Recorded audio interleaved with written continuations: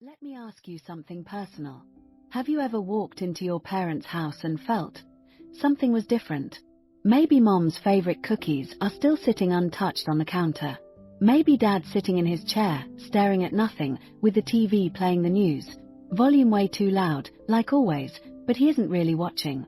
You ask how he's doing, and he says, "I'm okay. Just tired." But it's the fourth time this week he's said that. And it's more than just tired. You can feel it. The spark, that little light in his eyes, seems dimmer. He doesn't laugh at your jokes like he used to. He skips meals, sleeps more during the day, stays up at night. The house feels a little quieter, maybe even a little heavier. And your heart starts to wonder, is this just part of getting older, or is something else going on? Here's the truth that many families don't realize until it's too late. What you're seeing could be late-life depression, and it's not rare. In fact, it's incredibly common among older adults, especially those who live alone, are dealing with chronic illness, or have lost a spouse, friends, or their sense of purpose after retirement. But here's the catch. Depression doesn't always look like sadness. Sometimes it looks like silence, disinterest, fatigue, or simply fading into the background. And sadly, a lot of people, even loving children like you and me, might miss the signs because we think it's just old age. But aging doesn't mean giving up. It doesn't mean losing joy, or connection, or the will to be part of life. In today's episode, we're going to slow down and really look at what depression in older adults actually looks like, how to gently talk about it with someone you love, and simple ways to reconnect, support, and remind them you are still needed. You are still loved. You are not alone. Because sometimes, the most powerful thing we can offer isn't advice. It's presence. It's kindness. And it's noticing, before the silence becomes too deep. So if this sounds like something your heart needs to hear, or if someone you love has been heavy on your mind lately, stay with me. This might just change the way you see things, and help you bring light back into someone's life. Let's take a moment and really talk about what late-life depression is, because understanding it might be the most loving thing we can do for someone we care about. You see, many people think depression is just feeling sad, like it's an emotion that'll pass if we sleep it off, go for a walk, or watch a funny movie. But depression is not just sadness. It's a medical condition, a disorder of the mind and body that alters the way someone thinks, feels, and even functions. Imagine waking up every morning with a weight on your chest, like you're carrying an invisible backpack full of stones. You know you should eat, or call someone, or go outside. But everything feels heavy, pointless. Even the things you once loved, gardening, baking, chatting with neighbors, now feel distant, like they belong to someone else's life. That's what depression can feel like, especially in older adults. And here's something even more important to know. Trầm cảm ở người lớn tuổi không phải là một phần tự nhiên của quá trình lão hóa.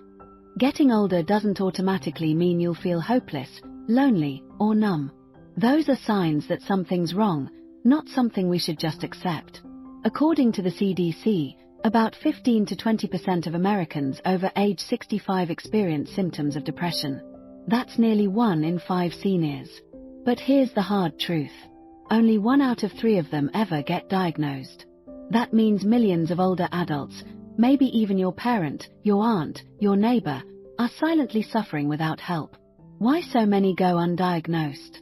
Because the symptoms often show up differently in older adults. And because we tend to normalize them. We might say, "Oh, mom's just tired. Dad's just not as active since retirement. She's just lonely, that's all. He's just being grumpy." But sometimes, it's not just anything. It's depression, and if left untreated, it can lead to a lower quality of life, faster decline in physical health, and even increased risk of other illnesses. Maybe you've noticed something in someone you love. A change in their tone of voice. A growing silence in your weekly phone calls. Or that spark in their eyes, fading. If so, it's not too late. Understanding what depression looks like in older adults is the first step. Not just to helping them feel better, but to reminding them that they are still seen, still valued, and never truly alone. So, what does depression in older adults actually look like? Not always tears. Not always talking about sadness. Sometimes, the signs are subtle. In the next part, we'll go over 5 quiet, often missed signs that your loved one may be struggling, and how you can gently start a conversation that brings hope. Because awareness is the beginning of healing. So now that we understand what depression is, and how it's often misunderstood in older adults, the next question is, how can we recognize it? What should we actually be looking for? Because the signs aren't always loud. They're not always obvious. But if we pay close attention, the signs are there, quietly asking for care. Let's take a look at 5 common but often missed signs of depression in seniors. Changes in sleep and appetite, or unexplained weight loss.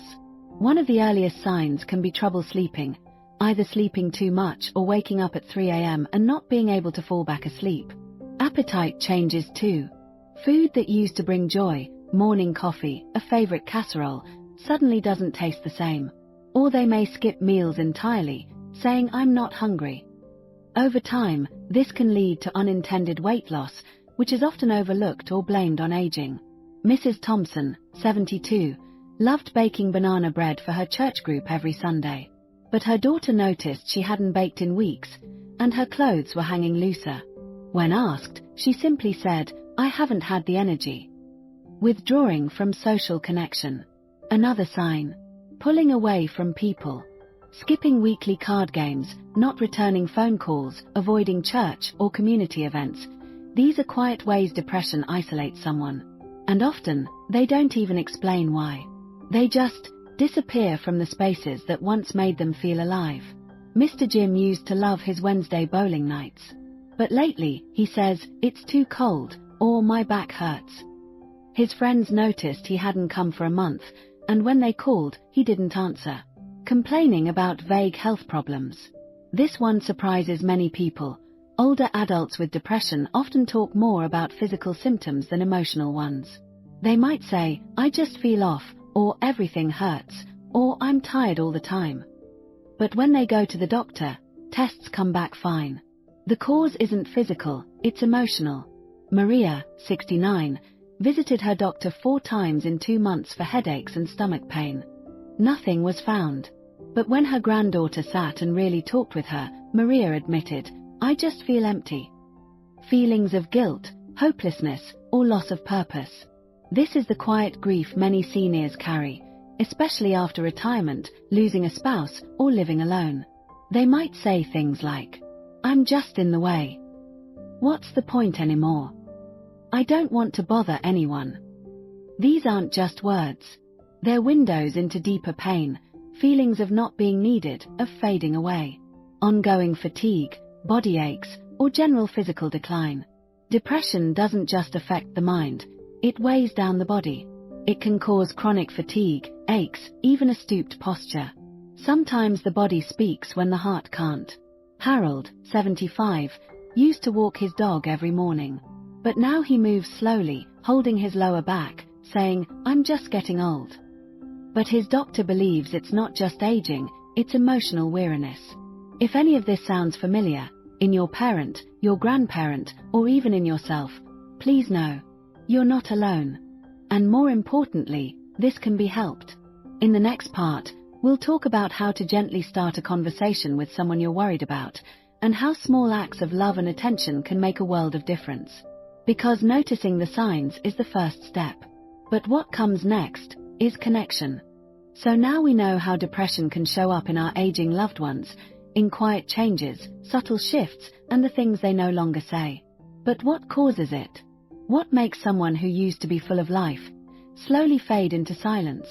Let's take a closer look at some of the most common triggers and risk factors behind late-life depression.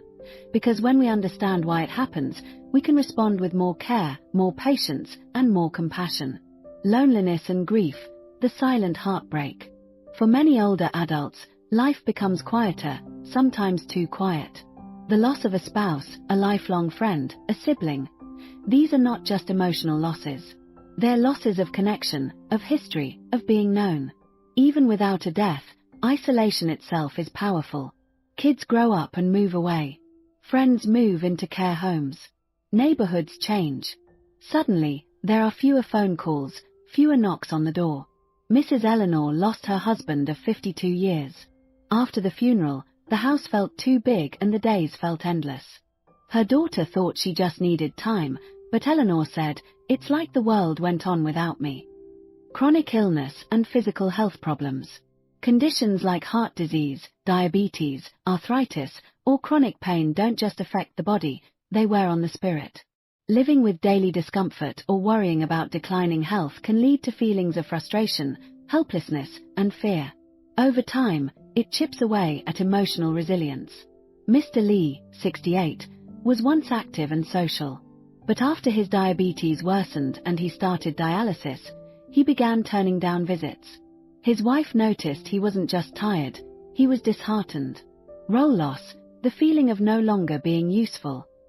Retirement sounds peaceful on paper, but for many, it means losing structure, purpose, and identity. They're no longer the boss, the provider, the caretaker. And without that role, they wonder, who am I now?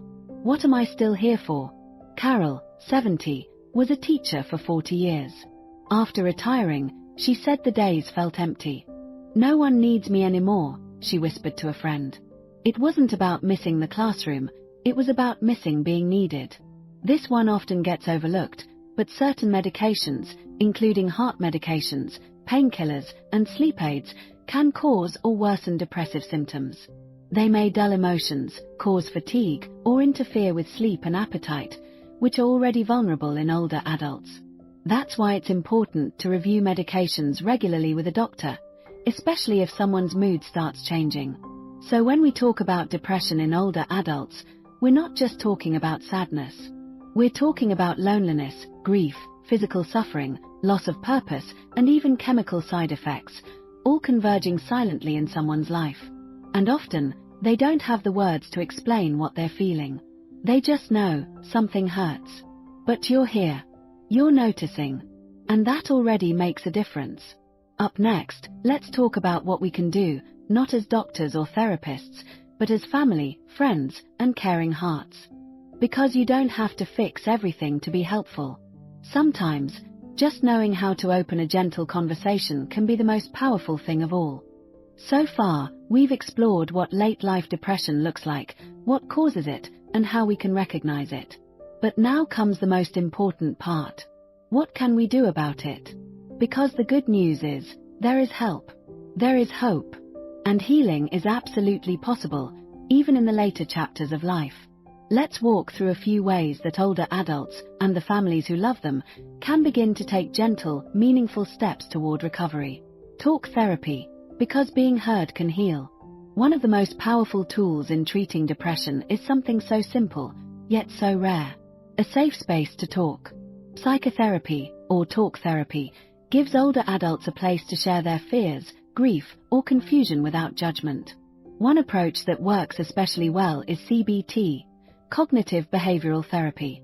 It helps reframe negative thoughts and gently guides people toward healthier patterns of thinking. Mr. Raymond, 73, started therapy after losing his wife. At first, he said, "What good will talking do?" But over time, he began opening up. He started sleeping better, even returned to his old hobby, woodworking. Antidepressant medications, when used with care. For some, therapy alone isn't enough. That's where antidepressants can play a role. When prescribed thoughtfully and monitored by a healthcare provider, these medications can restore balance to brain chemistry and relieve symptoms. It's especially important for older adults to be monitored closely for side effects, but many do very well when treatment is tailored carefully to their needs. Gentle physical activity, medicine for both body and mind. Movement is more than just exercise, it's energy, rhythm, and renewal. Even simple activities like walking, gardening, yoga, or gentle stretching can boost mood, reduce stress, and help restore a sense of routine. And practices like mindful breathing or meditation help calm the nervous system, improve sleep, and quiet the racing thoughts that often come with depression. Helen, 70, joined a Silver Sneakers walking group at her local park. At first she just watched. Then she started walking 10 minutes a day. Now, she walks, chats, and laughs. It's not just the steps, she says. It's the company. Family and emotional support, the true lifeline. One of the strongest medicines. Love, connection, presence. When families listen without rushing, check in regularly, or invite their loved one into small moments of togetherness, it matters. You don't need the perfect words. Sometimes just sitting with them, sharing a meal, or saying, "I'm here with you," is the most healing thing of all. A grandson started calling his grandpa every morning, just to say, "Good morning, Pops." His grandpa said it gave him a reason to get out of bed, just knowing someone cared. If you're worried and don't know where to start, remember, you are not alone, and neither is your loved one. Across the US, there are many free or low-cost resources. 988 Suicide and Crisis Lifeline, available 24/7 for emotional support, not just emergencies. SAMHSA's National Helpline, 1-800-662-HELP, for treatment and mental health info. Local senior centers, churches, and non-profits often offer free counseling, support groups, or activities. Healing doesn't happen overnight. But with the right support, professional help, loving presence, and community care, older adults can absolutely find their way back to joy, purpose, and peace. So don't be afraid to reach out. Don't wait. Sometimes, just opening the door to conversation is the first miracle. Depression doesn't discriminate. It doesn't care about age, how strong someone looks, or how many birthdays they've celebrated. It can find its way into the quietest corners of our parents' lives, our grandparents' routines, and even into our own hearts as we grow older. But here's what matters most. It doesn't have to stay there. With awareness, early care, and a circle of support, lives can be changed, sometimes even saved. And not just in the literal sense, but in the emotional, human, deeply personal sense of the word. Because getting help means more than survival. It means coming back to life, to laughter, purpose, relationships, and moments that matter.